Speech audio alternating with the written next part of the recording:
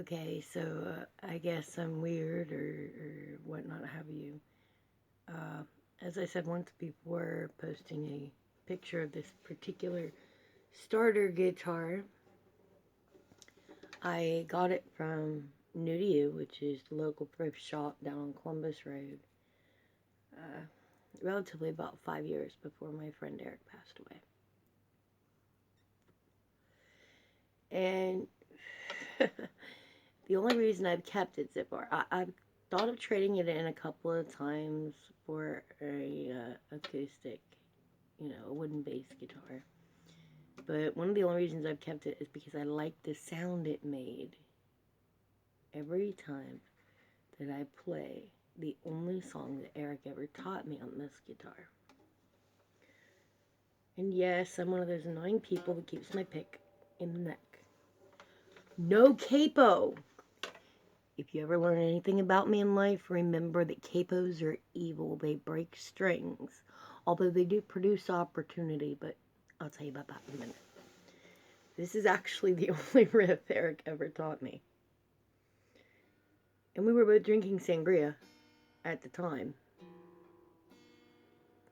So it's one of those things where it's debatable if it's something you teach somebody or if it's just something he was pawing around with and decided to show me how to do.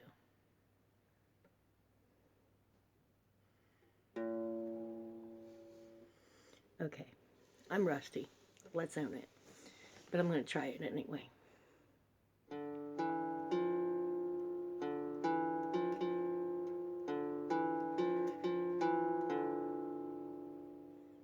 Seems easy enough, doesn't it? You could almost play it on a piano that way. And it's odd because in Smoke on the Water, that's literally all there is to the whole song is the guitarist repeating that set over and over and over on an electric guitar, which has a lot more than this one does. These guitars are about $40, $50 when you buy them at Walmart. The other reason I hold it dear, not just because Eric held it and played it when I lived on Fayette Street, but also because when I bought it at New to You at that time, she sold it to me for all of $5 because it was in the children's toys section. And when I told her that it was not a toy, it was an instrument,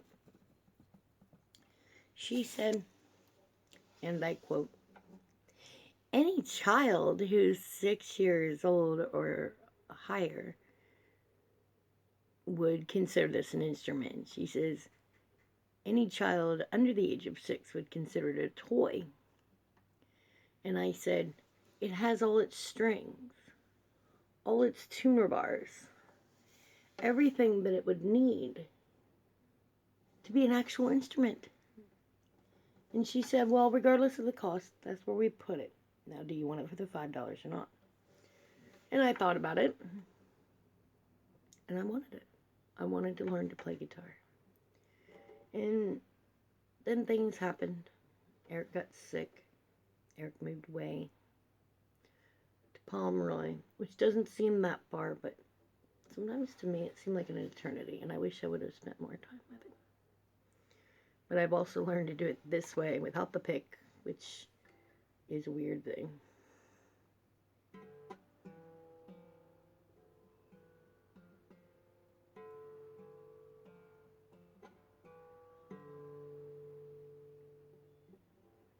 One-handed. But you have to be on a stool or something to do it because you have to have this hand to balance the guitar. Well, that and a knee, of course.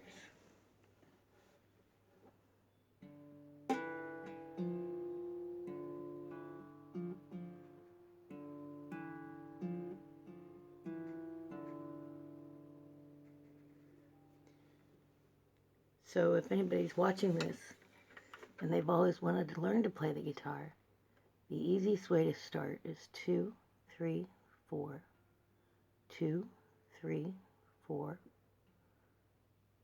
4, 3, 2.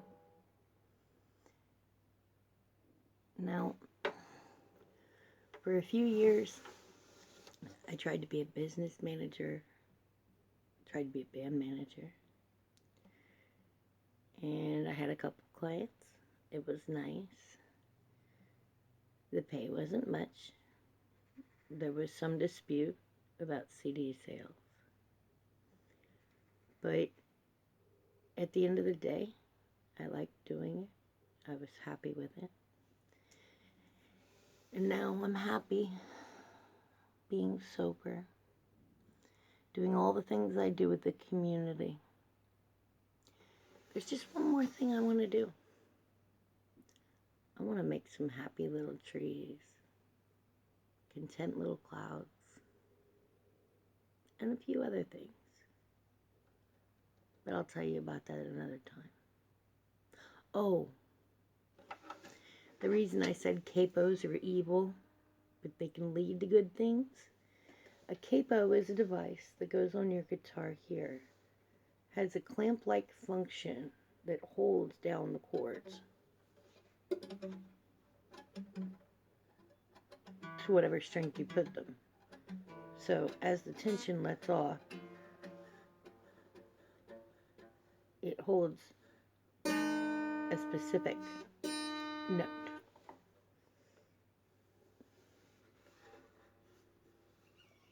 So, if I was to follow the string down,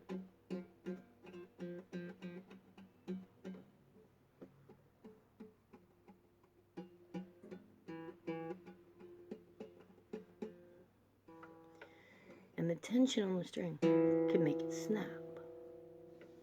Now, one night when we were at the Blue Gator Bar and Grill, back when I was helping Eric manage his music, before Jim Mills took over,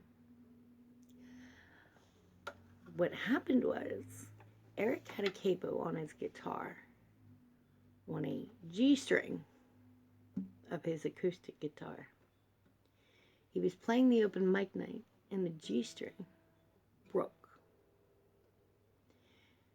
After much debate and laughter about Eric having broken his G string on stage, somebody out of the crowd offered to let Eric use their guitar because he didn't have another G string. That somebody was Terry Louise of XYZ. And because of Terry letting Eric use his guitar, when the open mic night was over, we got invited upstairs because the Golden Oldies tour was in town. And the open mic was downstairs, and the Oldies tour was upstairs. And we got to have drinks at the upstairs bar with Terry Louise, his friend Wayne, who I later found out was a manager of XYZ, which obviously is not an active band, it's an older band. And there were 4 or 5 other members of older bands that were there that night.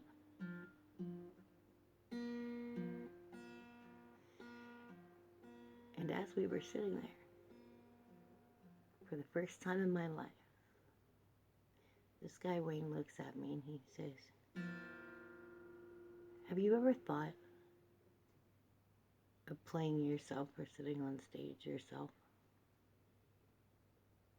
And at the time, I was very shy and very quiet with Wayne. And I said, "No, not really. I'm a very spontaneous, spunky person when there's a lot of people around. But when it's just me and another person,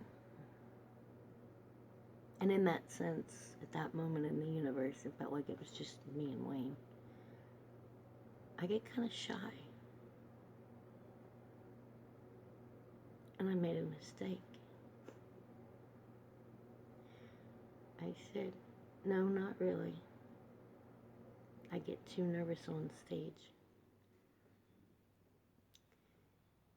He said he used to get nervous too. And then he said the thing that changed his life forever, he had seen B.B. King live once in concert in Memphis, Tennessee. What was really cool about that, a few months down the road from them, we got to meet B.B. King's daughter, Shirley. But that's enough. For now, anyway. I'll explain next time about Shirley King, My Favorite Muffin, and Johnny Dyer and Anne Romthwaite.